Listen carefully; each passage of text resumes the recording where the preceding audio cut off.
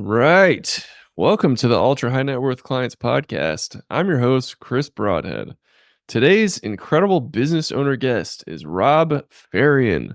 Robb, can you introduce yourself and tell us a little bit about you? Of course. Yeah, Chris, thanks so much for having me on. Really happy to be here. My name is Robb Fahrion, as you said, co-founder and partner of Flying V Group. We are a full-scale digital marketing advertising agency based in Orange County, California. We really focus on building marketing processes and systems for clients that are directly tied to revenue lead generation events that we can flow directly to business P&Ls as well. So really focused on that return calculation and then understanding that, hey, we can drive additional business growth through obviously connections that we have on the marketing lead revenue generation side. Awesome. Lot to dig in there. My first question, and this might be dating myself. I'm probably a lot of bit older than you. Flying V, Mighty Ducks 2 reference?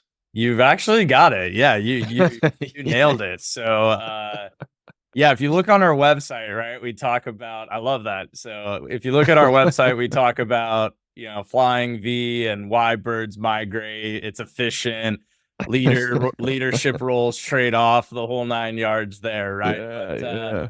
The true story is that, yeah, my brother and I are actually really big Anaheim Ducks fans, right? So the Okay. NHL team. And then, yeah, I mean, grew up on the Mighty Ducks movie, and then the team was launched right here in Anaheim, right, with Disneyland down the road because it was a Disney franchise. So yeah, no, definitely grew up with that too. And then, people always ask me like, "Hey, how important is your name? How important is your name?" Ours ended up working to where it had the branding component for the business side, but I said, "Hey, call it something you're gonna like and be proud of or stand behind, or there's some sort of story." So yeah, at the end of the day, that's all it is. We love hockey. Nice, dude. I love that. Yep, you nailed it. Oh, awesome, man. That movie like defined my childhood. For I sure. still love Yeah, that. because they're D1, D2, D3, Emilio Estevez, and then Yeah. and then we're in Orange County still. That's where our headquarters are. So people in the area, I think, know it a little bit more, right? But I'd say generally a lot of people, know of it or ask that question, or they're just completely unfamiliar, right? And then I got to give them Yeah. a little bit of Yeah. education on it. Nice. So are you one of the Bash brothers? Or who's Yeah, me and Brennan Smith, but I guess so. Yeah, I don't know. I guess in that scenario it'd be like bad cop, because we kind of have this good cop, bad cop vibe. He's more bad cop, so maybe Brennan's one of the Bash brothers, and then we might need to bring in one more Bash bro. So nice. Well, somebody could be fancy and go glove side as well, that's right? true. That's exactly right. That's exactly right. Let's just spend the rest of the podcast just quoting Mighty Ducks. Yeah, that would be awesome. Awesome. We'll save that for another time. Yeah, so Right. Um, yeah, I'm gonna watch that movie tonight. Awesome, Robb. So how did you said you started this with your brothers? Did I hear that correctly? Yeah, so one brother and then Brennan, our Okay. third partner. Not a brother, but kind of a brother now. A Bash brother. Going through the trenches of building a business. So yeah, it was 2015. We formally got things rolling in 2016. 2015, I was actually working in a finance job. So I was doing B2B financial consulting. Always knew I wanted to start something of my own. Had bounced around prior to that, a few different marketing jobs, director of marketing at a tech company, and then took this B2B financial consulting job. That was really kind of selfishly I knew I needed to kind of round out that piece of my knowledge and education, especially if you want to run your own business, right? Understanding P&L, balance sheet, the whole 9 yards there. And it was Mm-hmm. while I was there, actually one of my mentors reached out to me. He's an attorney, and he was all in fits because his website got hacked. He couldn't send even just transactional emails, like domain got blacklisted. Couldn't operate his business more or less, right? And this is a guy well established, been in legal for many years, big firm, and kind of was just at a standstill. And so he called me, and first question I was like, "Well, why are you calling me?" He's like, "You're the youngest guy I know," because it was more like IT related stuff, right? Not Okay. necessarily marketing, but he's like, "You're the youngest guy Mhm. I know that I think might know something about this." I said, "Okay, let me take a look." So yeah, got underneath the hood, got everything back dialed in. We needed to rebuild him a new website, right? That thing was just a mess, malware, you name it. And yeah, got the work done, got them back up and running.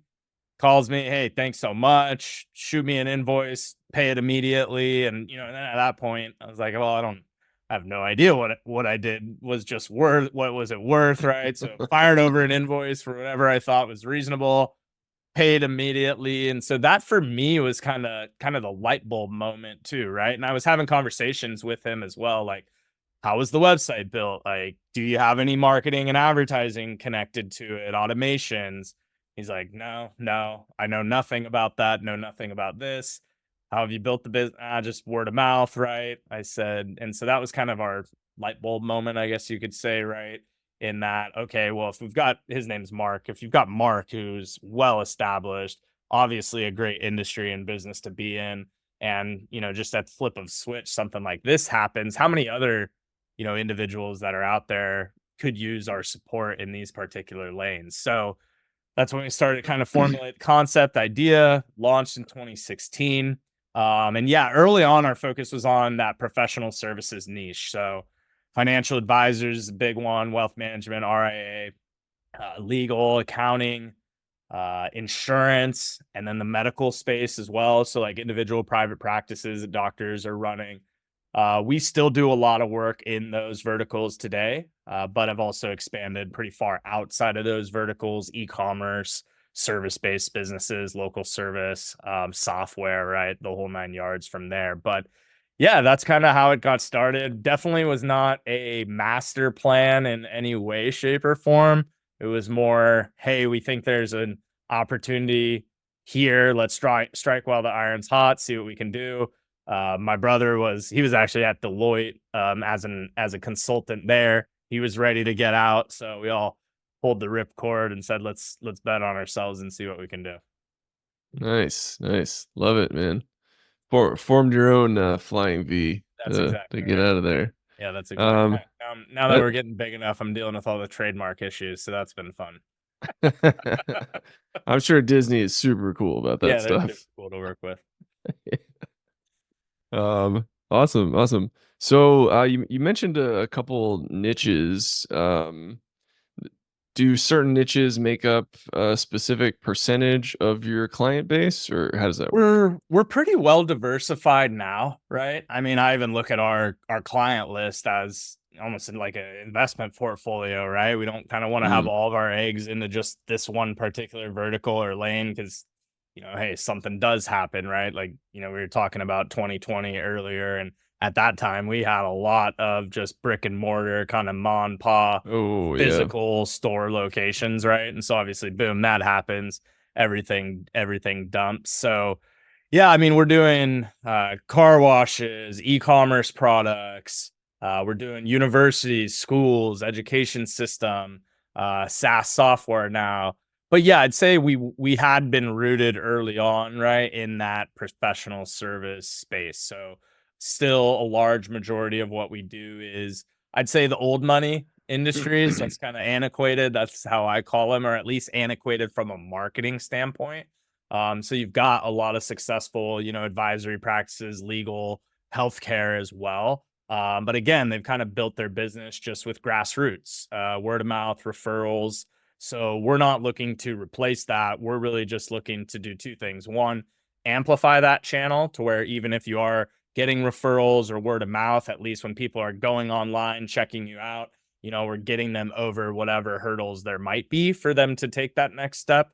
Or we're just adding a new revenue stream, right? So unrealized opportunities that can't we can't get to sometimes with just boots on the ground, traditional networking, word of mouth, and whatnot. So really building up that online asset because we believe your web presence, your online access is an asset for your business as well. So we want to build up that asset and then obviously turn it into a revenue generator as well, and one that can be consistent, predictable, as well as, hey, when we do need to be more aggressive or want to be more aggressive, hey, we can start to turn the dial, generate more lead growth, revenue generation based on the efforts and activities and the ones that we know are performing versus the ones that are not. Hmm. Okay, awesome.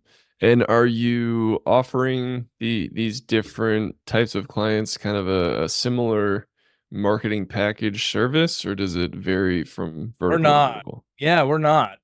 So everything that we're doing, we really put a lot of emphasis on one, the discovery, right? So like my main job is I need to put myself in the shoes of my client as best as I possibly can, right? And not just as a marketer, but as a CEO or as that chief marketing officer, whoever it may be that we're working with.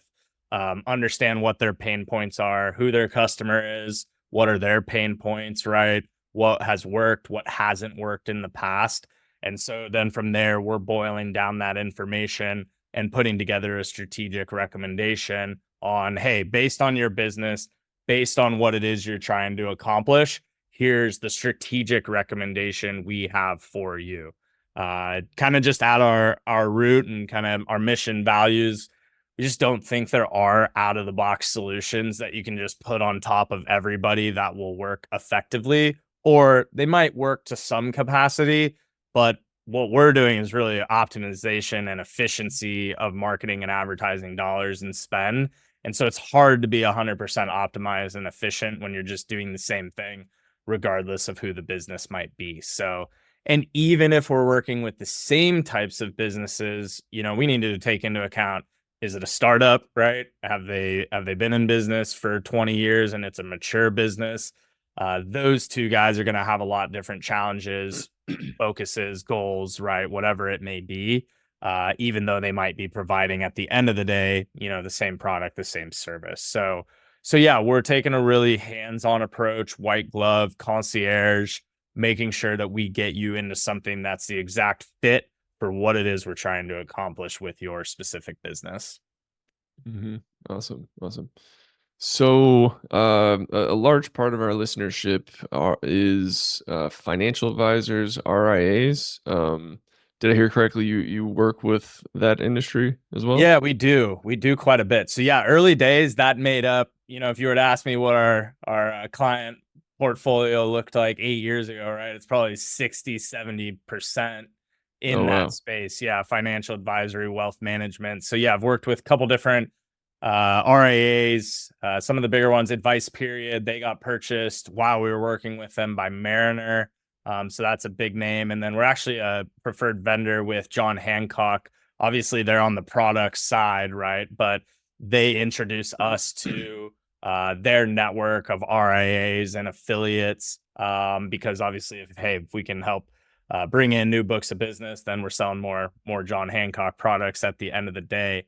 But yeah, we do quite a bit of work in that particular space. It's obviously a very interesting one because high stakes, right? Talking big dollars. Obviously, the decision is an extremely personal one anytime you're talking about finances. And then you've also got the compliance angle too, right? So we can't just go out, test anything we want, say anything we want. We got to make sure we're in tune with whatever compliance departments we Hmm. might be working with. So yeah, we're very privy to what it takes to work in that particular industry. And then, obviously, yeah, we're talking about providing specific strategy for specific clients, but we're obviously leveraging past experience and knowledge and understanding of, okay, what can move the needle faster than the other, or what pitfalls do we need to be aware of as we start to embark on these efforts.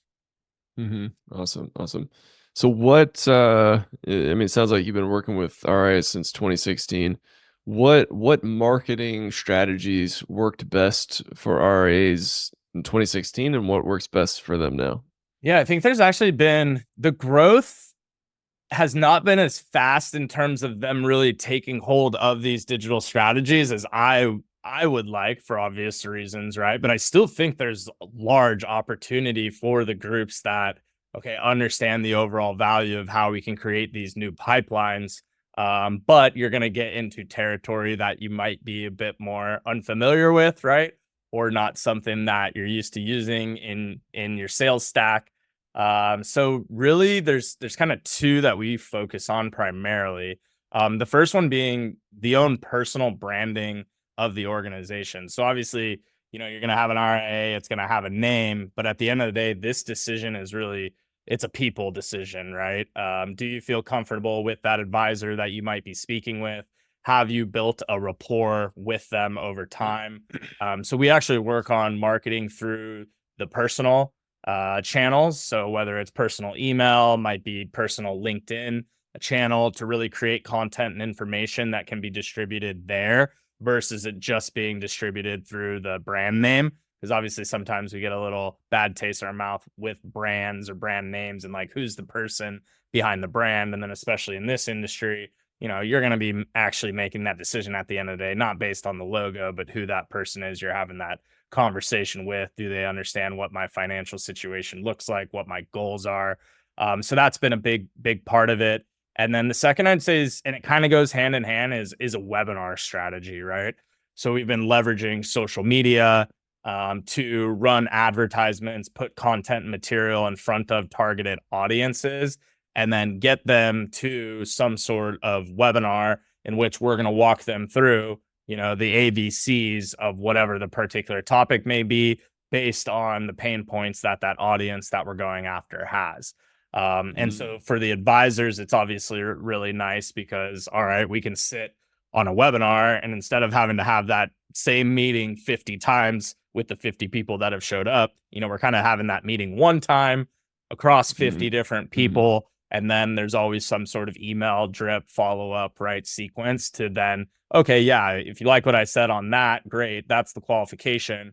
Now I don't need to waste time sitting down with them for 30 minutes to an hour only for them to tell me, this isn't a fit, right? We start to disqualify a lot of the prospects that don't fit early. Because yeah, as you know, time's the one finite thing that we have, right? So that's always something that we have to consider is, how much time is certain things taking, or how do we maximize the time that our clients are spending to close new books of business. Awesome. Yeah, that's I think that's a really good point. It seems like advisors, their problem, it's a fun problem to solve, is like going from stranger to trusted advisor. And it's Yep. like, okay, what's the shortest distance between those 2 points? It's like a webinar. Yeah. Yeah, and it's that conversation, right? And again, it's easy from our perspective, it's easier for us to generate that conversation when it's a person asking for them to be a part of that, right? To where even if it is like reaching out on LinkedIn and then inviting them to that webinar that you're putting on versus, okay, we just have this branded ad that is this company that the person might not necessarily be with. But Yeah. again, it also depends on where they're at in terms of how long they've been building up some sort of marketing strategy and marketing assets too. Because if you are playing the long game, then there is that opportunity to where, hey, there is familiarity with who you are. Maybe not on a personal level, right? But with that content and information that you're continuously putting out on social media or like this, through podcasts on YouTube, different things like that. Someone can build familiarity either pretty quickly or they've already built that familiarity kind of subconsciously without knowing, to where, okay, when that opportunity does arise or they do have that need, hey, all right, yeah, I've been thinking about Rob and whatever he's been saying for so long. It makes a logical next step for that to be someone that's maybe on that short list of individuals you're going to vet out for whatever particular services. Yeah, and I think the webinar strategy, it's such a good like right cross. You got all these jabs, like it's Gary Vaynerchuk speak. I hate that I'm speaking like him.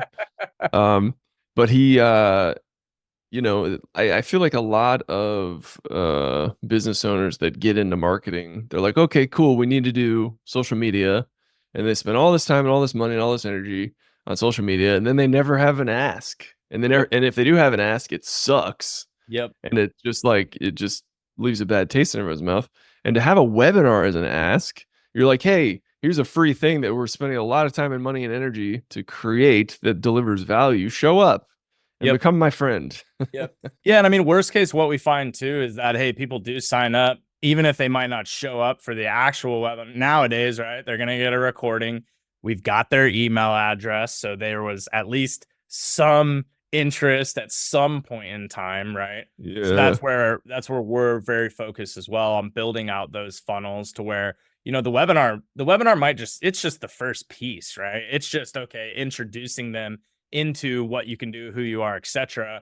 But then now it makes the nurturing part of the process a lot easier because we actually have a face, a name, an email address, right? That we can remarket to, or that maybe it wasn't the right time, but hey, 3 months down the road, oh, they will recall that webinar and recall who that was with, and then that's when they're circling back, and they've probably been consuming those jabs like you're talking about after Hmm. the fact too, because they're obviously in that audience that we're starting to qualify, because all the targeting that we're doing, it's not just randomness, and especially it might even be based on the webinar topic, right? Like we do a lot of work with exit planning for advisors, right? And so succession planning. So in that particular case, all right, we're going after the CEOs, the owners, right? And depending on what business sizes you're comfortable working with, we'll build the audience based off of that, whether it's revenue, head count. So that way, those that are opting into that webinar, that it's a very curated audience of individuals that fit your specific customer persona. Hmm. Hmm. Yeah, that's what's so funny about Facebook ads these days is it used to be all about targeting, and Mhm. now it's like, dude, don't even do a single targeting almost. Like maybe age, location. Yeah. What we do generally is you're right. So like the Facebook targeting, and a lot of it is predicated off of the privacy stuff. I always joke Zuckerberg seems like he's in front of Congress at least a couple times a year, right? They're poking and prodding on what information. But yeah, they've been made an example of, more or less, and they've probably obviously been crossing the lines too in terms of what targeting and what triggers and filters you could target off of. But yeah, Meta is now more of a faceless, nameless audience, right? And you're seeing, okay, what's the interaction based on the content and material that we're putting in front of them to qualify them. But what Hmm. we're doing too is we're actually using LinkedIn to scrape the audience, because we're able to get email addresses out of LinkedIn. And so if we want to go after these individuals, we'll basically build that audience, scrape those Mm. emails, and then plug those emails back up into Meta, because then we actually can cross-reference those emails with Meta profiles. You're still gonna target cold audiences for sure, because obviously there's not gonna be a large enough volume, or at least early on, we're not gonna have a large enough volume of emails unless we have an Mhm. existing database of some sort or things like that. But that's one of the ways though where we are trying to get more targeted. But then again, you're just basing it there off of that data set, and then the performance is going to be driven by, yeah, who clicked, who read the ad, who went to the landing page, and it starts to optimize through the AI machine learning of the Meta ad platform and so forth. Mhm. Awesome. Do you recommend they do more than one webinar a month, or what's like I the think general cadence? no matter what you're doing in marketing, right? Consistency is key. It's anybody that's selling you overnight success, right? And hey, no catch, free, will generate. I mean, it's just there's unfortunately, I think, a lot of bad actors in the marketing.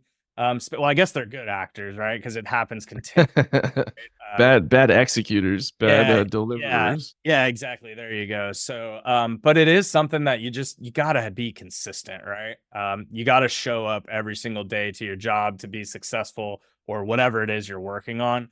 Marketing is kind of the same thing, right? You're not just gonna start a campaign and 2 weeks later, oh man, we're swimming in the dough, right? Oh, we got more leads and more business than we can handle. No, I mean it's competitive. It depending on what you're going after, right, can present challenges. But again, the consistency is important because what you're going to do is you're going to gain knowledge, you're going to gain data, and you're going to be able to tweak what you're doing based on actionable information and what the market feedback is giving you, right? And so that's Mhm. when these campaigns start to perform better and better and better over time. So it's kind Mm. of it's a scale. It's like, okay, yeah, we can get that same information in a month, but you're going to be needing to spend 10x that, right? Or we can get that information over 10 months and you're spending a tenth, right? So that factors into play as well from a budgetary standpoint. But I think the biggest mistake as well is just seeing a lot of times improper setup, structure of campaigns, tracking is definitely a big one. So just zero tracking, right? To where even if we might be running a campaign, we're not properly tracking and understanding what's really happening when the Mhm. content material is being put out onto these platforms. But yeah, I mean, staying consistent, right? It's like, what can you commit to for the next 6 months or 12 months? And then if it's $1,000 a month and a lot of your time, great. If it's $10,000 a month and none of your time because you're paying to have it all done, that's fine too. I think it's just something that you can actually commit to and see it through. Because yeah, it's that there's a meme where the guy's he's digging for diamonds, right? And the top one Yeah. shows the guy he's like an inch away, turns around and quits, but he's been working for how long? Then below it, the guy goes the extra mile and he starts to unlock it. I mean, it is true. I mean, we even see it with our own business. And I mean, every year it seems like it's another unlocking, right? I mean, even this year, it's like, Mhm. wow, we thought we were unlocking certain opportunities last year. Now we're unlocking those opportunities. It's also being unlocked faster. And we're starting to see, increased levels of lead flow through whatever other channel as well. So it does start to become that compounding exponential growth. Mhm. Awesome. And, just in general broad strokes, like, anyone, any advisor listening who's interested in trying this webinar strategy, how long does it take to start seeing an ROI that makes sense to continue?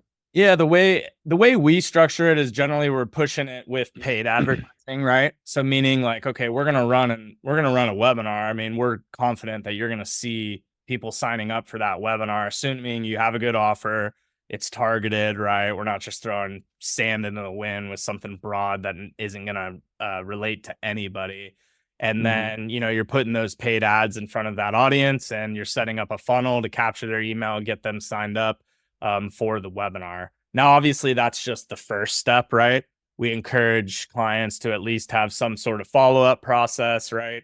To hopefully get, a personal meeting booked or some sort of email drip sequence after the fact automation to where at least you're constantly reminding those individuals.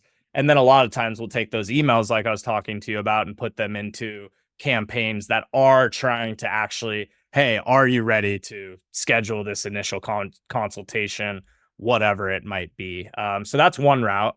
And then, if you do have a decent sized following, you can probably leverage that without paid, right? To where, okay, you put Mhm. this webinar together, you share it with, your 10,000 followers, whatever the number might be on a particular channel, drive through there. But yeah, generally we're pairing it with a paid strategy because then we know and we're confident with high degree of certainty that we are going to get people showing up to that webinar immediately and added into that pipeline. And then yeah, I mean, we got some clients, they do it monthly, others quarterly, right? Again, I think that's just, if it's we can do two a year, great, do two a year, right? And focus on those two, do it as best as you can. If you can do 12 a year, great, we do 12 a year. That's just going to accelerate performance is really what will happen. Mhm. Awesome. And I've done some webinars myself, and it seems the hardest part is not getting registrants. It's not, writing the webinar. It's not finding the topic that freaking connects. It's getting people to show up, Yeah. you know? Yeah. Yeah, we Yeah. use a couple third-party tools, just that actually will manage the webinars, right? And then, you've got follow-up sequences as reminders. So heavy on the email marketing side. And then you're right. I mean, show up rates at the end of the day, are still, even on a good day, are probably in that 20% range, right? So that means, large majority is not showing up. But then Mhm. again, it is okay. Are we getting this webinar into their hands after the fact? And then, do we have somebody that's working on emails to follow up since we do have that information, or even picking up the phone and calling? Or, hey, are they just somebody that is a longer term prospect? Because then what we're doing is we're just building that backlog to where, okay, the people that did see us 6 months ago, 6 months later, they're now to the front of the line and they're locked and loaded, ready to go at that point in time. So, yeah, those are all. And this kind of goes back to why we don't just do one size fits all, because even within the webinar strategies, right, it might be like, that might be a tough sell, right? What maybe are some, other channels that, we'd recommend that would generate quicker results, especially if results are, hey, we want immediate new business in the door. That strategy is going to be a lot different than, hey, we're good right now with our book of business, right? But we want to be proactive, knowing that, we want to lay the groundwork for 6 months, 12 months down the road, especially as we, bring in new associates or whatever, again, the business goals might be. We're Mhm. sitting at that level. And then from there, okay, we understand what you want to get done as a business. Here's how the marketing could potentially fit into that bigger picture. Mhm. Awesome. Awesome. Um, yeah, cool. So, taking a step back, flying V, how did you guys like get traction? I mean, it sounds like you started just through you were like, hey, we can do this better than, or we can do this at least as good as like other business owners. Like why the hell not? Yep. How did you, get momentum? How did you get traction? Like what was the driver there? Yeah, good question. Cause yeah, I mean, I'd say I do believe now, right, with our technology processes, people, right, we're providing a better service, right? We know how to generate the results. But even then, marketing still kind of is commodity, right? I mean, you can go out, find a marketer, marketing agency, freelancer, not hard to find. So yeah, early on it's tough, right? Because you're sitting in a conversation, show me what you've done. It's like, well, we haven't really done much, right? So, but I think it is those big wins that you do have and leveraging those, right? So case studies, recommendations, right? Let other people tell your story for you from a convincing standpoint. And then what we really focused on was really getting our thoughts and our processes and how we do things out to the market through content and material. So our own website, we produce a tons of information in terms of how we attack certain markets, how we set up tracking, why we do certain things a certain way, because then we actually start to differentiate ourselves in that way. In that, yes, we're doing marketing, but no one else is doing marketing the way we're doing it. We believe it needs to be done this way. And then that creates a differentiator, especially as you start to stack up the wins over time. But I think really for any business, it is early on, it's you got to give away a lot of free stuff, right? It feels like give away a lot of knowledge, a lot of understanding. At some point, you get to that point where it's like, okay, you're gonna have to get on a call with me for me to give that stuff out to you, or at least hear it from me directly. But yeah, I mean, tons of social media content. Our blog, we produce tons of material, articles there. And really, what that was doing is when someone was looking up Flying V Group, they're at least getting a general understanding of like what we do and how we do it. And so then when they are reaching out, they've already at least kind of sold themselves in a way, right? They're familiar. They reached out, they liked something that we said.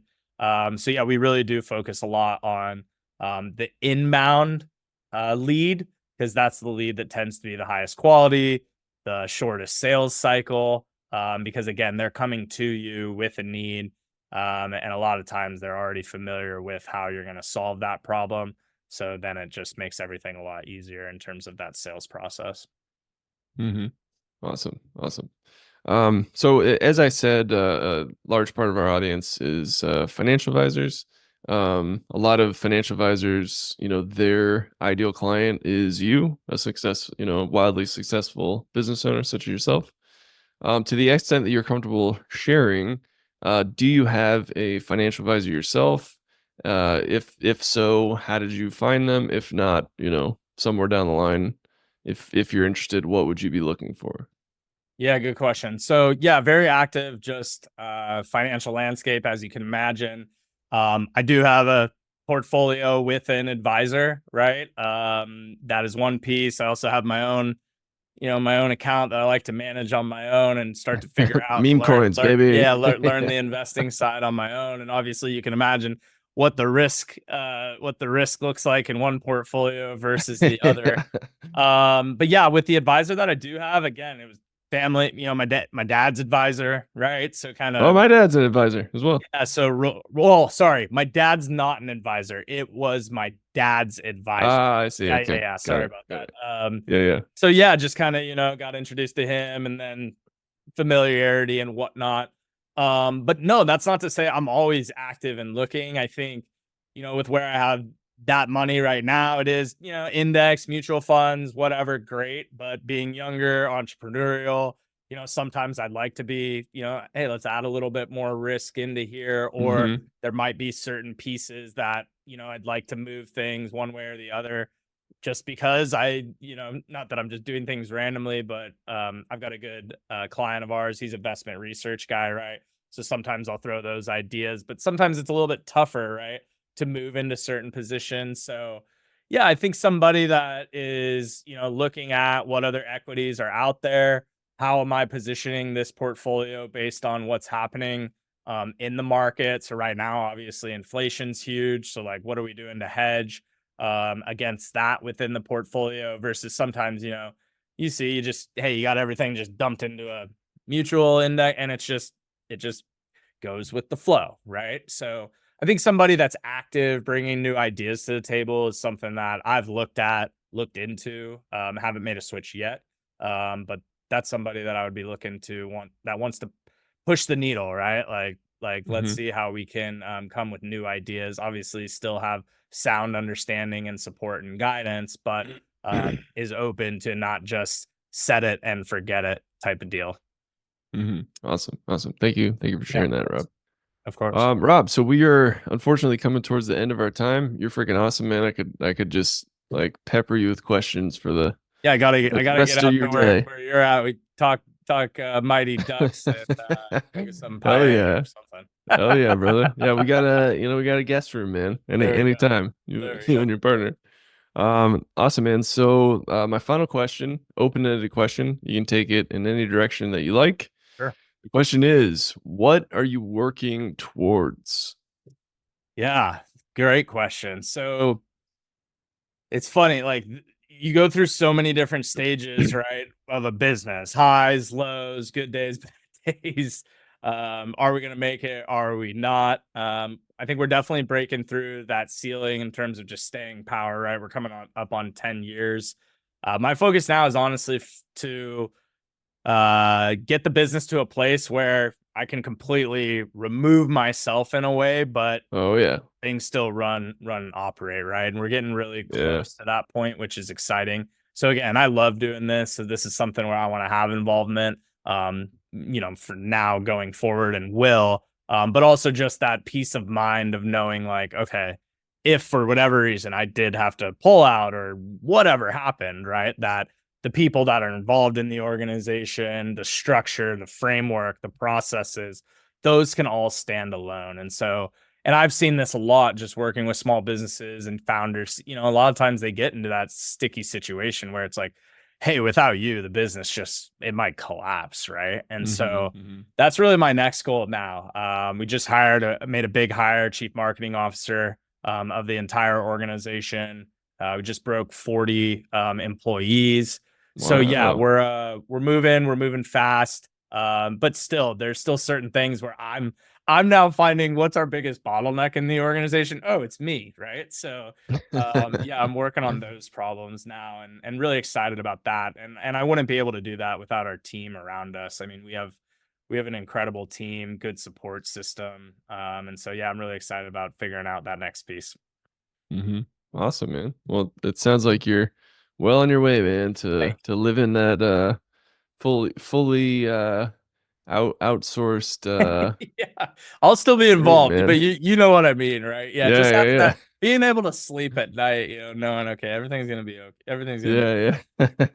I don't know. Everything will get done. Like I can help, but it'll still get That's done right. if you That's know. right. Yeah. Yeah, because for Yeah. us, I mean, again, we're a relationship business too, right? And it's like, yeah, Mhm. that's my biggest thing is, sometimes I'm in the nitty-gritty details just because I wanna make sure it gets done and make sure the customer's happy and, we're delivering on what we said or doing what we said we would, right? So, but Mhm. yeah, the culture I think is what drives that and instilling that in the rest of our team that hey, for us to be successful, we all need to be thinking that way, right? And so that's a big, Mhm. big focus of emphasis. And again, I mentioned it earlier, white glove concierge, right? Whatever you need us to do, we'll figure it out, get it done. If we can't, find somebody else or a solution that can support whatever's needed for the business, no matter what it is. Mhm. Awesome. Awesome. And where can my audience find out more about you and Flying V? Yeah, great question. Website for the company is flyingvgroup.com. So tons of Mhm. materials, resources there. I encourage people just sign up, just need your email address, get once a week marketing tips. There's no sales solicitation, anything along those lines, but we provide a lot of good resources and information there. And then I think personally too, I mean, I love connecting. We connected on LinkedIn, right? But yeah, it's just Robb Fahrion, Robb, so two B's, and then Fahrion. But yeah, I'm on LinkedIn, Instagram, X, really the whole nine yards. Kind of have to be as a marketer. Not all of them are by choice, right? But you can find me Yeah, on some yeah. platform. But yeah, LinkedIn and I'd say Instagram and X are the ones I'm most active on a day-to-day Mhm. basis. So yeah, I would love to be able to connect with anyone there. And then Flying V Group, the company all has their own handles in general. It's just at Flying V Groups. Awesome, awesome. We'll be sure to link to all those in the show notes. Rob, thank you so much for taking the time, man. This was awesome. I really Yeah, enjoyed no, this. Chris, thanks so much for having me, and hopefully I provided some good value to your audience and just appreciate Oh, the opportunity. yeah, yeah, you definitely did. Me as well. So this was awesome. Very good. Awesome. And to all our listeners out there, thank you so much for tuning in and keep on growing out there, everybody. See ya.